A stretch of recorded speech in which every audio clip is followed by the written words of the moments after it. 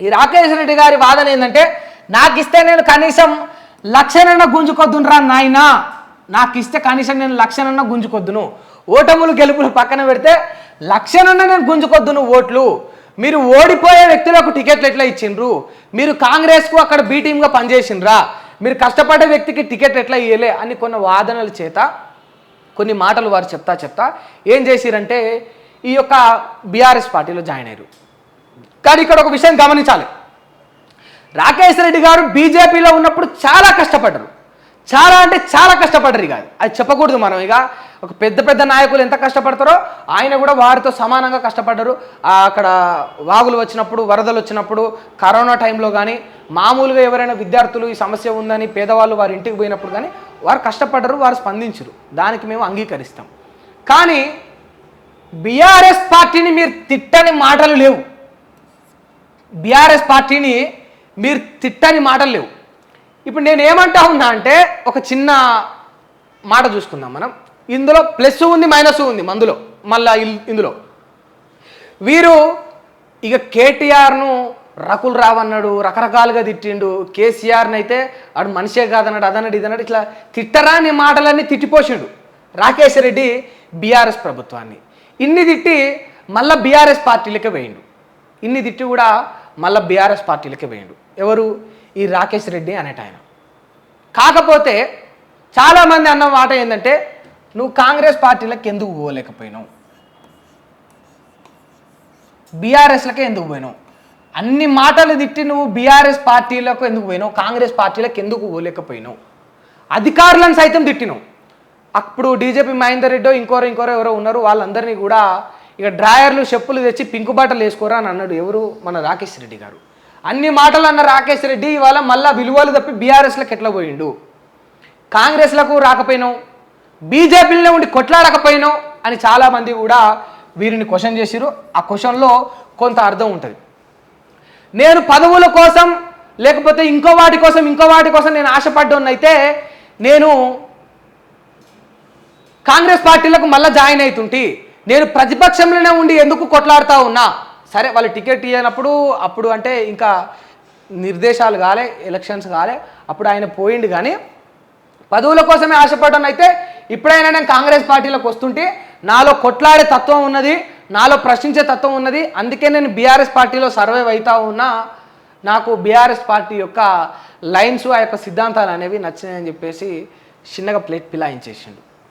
అది రాకేష్ రెడ్డి గారు చేసిన పని. కాకపోతే చాలామందికి ఈయన పైన ఉన్న పాజిటివిటీ, ఆ యొక్క నమ్మకం ఏంటంటే ఈయన కొట్లాడతాడు, సమస్య ఏదైనా కూడా ఈయన కొట్లాడతాడు, పూటకో మాట మార్చే వ్యక్తి కాదు. ఈ చింతపండు నవీన్ గారు అయితే మారుస్తారు, కానీ రాకేష్ రెడ్డి గారు పూటకో మాట అయితే మారుస్తారు.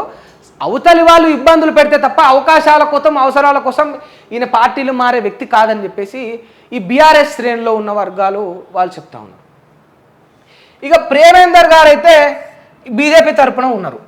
సరే, ఇప్పుడిప్పుడే అక్కడ ఆ యొక్క ప్రాంతాల్లో కూడా బీజేపీ చిగురిస్తామని చెప్పుకోవచ్చు. ఎందుకంటే అదంతా కూడా మీకు తెలిసిన కథనే, అది విప్లవాల గడ్డలు అవన్నీ కూడా అక్కడ ఈ కమ్యూనిజానికే ఎక్కువ తాగుంటుంది, ఏ సెక్యులర్ పార్టీలకే ఎక్కువ తాగుంటుంది.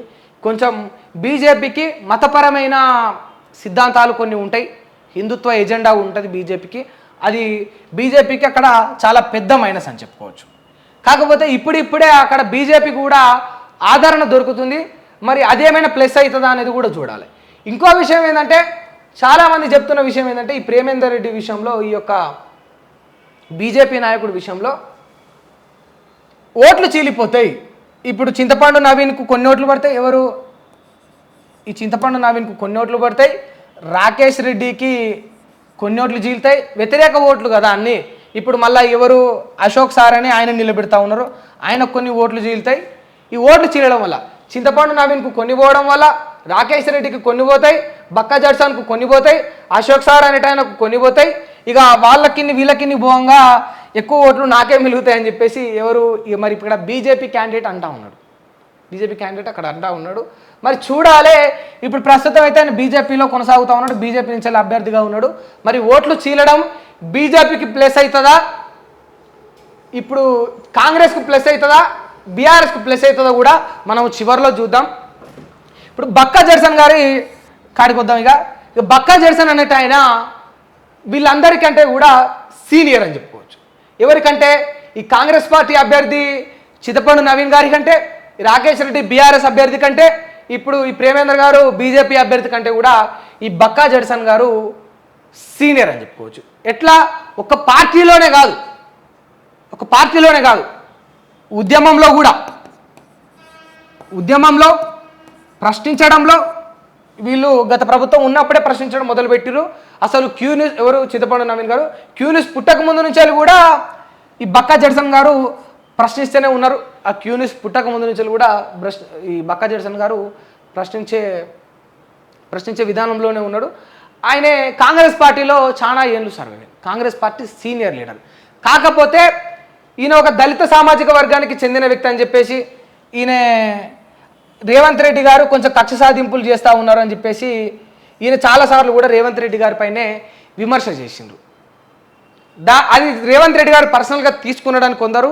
ఇక ఎట్లయితే పార్టీ లైన్ క్రాసే పార్టీ పెద్దలనే పార్టీ నాయకులనే ముఖ్యమంత్రి గారిపైన విమర్శలు కురిపిస్తే ఊకుంటారా అని ఇంకొందరు అంటా ఉన్నారు. ఏదో ఒక విధంగా ఈయన కాంగ్రెస్ పార్టీలోనే ఉంటూ రేవంత్ రెడ్డి గారినే తిట్టడం వల్ల కాంగ్రెస్ పార్టీ ఈయనను ఇక బయటికి పంపించేసింది. ఈయన కూడా నేను ఉండను అన్న విధంగానే బయటికి వచ్చేసిండు. కాకపోతే వీరిలో స్వార్థం తక్కువ. ఇప్పుడు వీళ్ళన్నా కూడా సరే, ఇక కొంత పార్టీల పరంగా ఫోకస్ అయిన వాళ్ళు వీళ్ళు ముగ్గురు కూడా.